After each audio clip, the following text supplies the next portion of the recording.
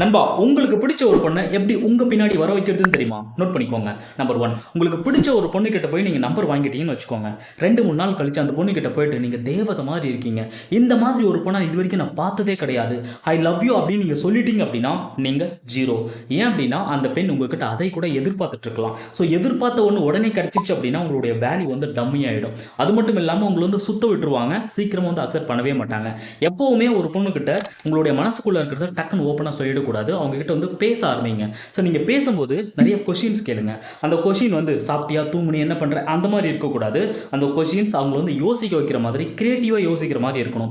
எக்ஸாம்பிளுக்கு 2 நாளைக்கு முன்னாடி நீ போட்டிருந்த ட்ரெஸ்ஸோட கலர் காம்பினேஷன் பக்காவா இருந்துச்சு. எங்க வாங்குனீங்க? அந்த மாதிரி கேட்கலாம். இல்ல அவங்க ஒன்னத்த பத்தி பேசிட்டு இருக்காங்க அப்படின்னா, அந்த ஒரு கான்வர்சேஷனை பில்ட் பண்ணி வந்து பேசலாம். நீங்க கண்டிப்பா பேசும்போது நகைச்சுவை அப்படிங்கிறது உள்ள கொண்டு வந்தே ஆகணும். ரொமான்ஸ் எந்த அளவுக்கு வேலை செய்யுதோ அதே மாதிரி நகைச்சுவையும் வந்து வேலை செய்யும். இந்த மாதிரி உங்களுடைய கான்வர்சேஷன் ரொம்ப பில்ட் ஆகி பெருசு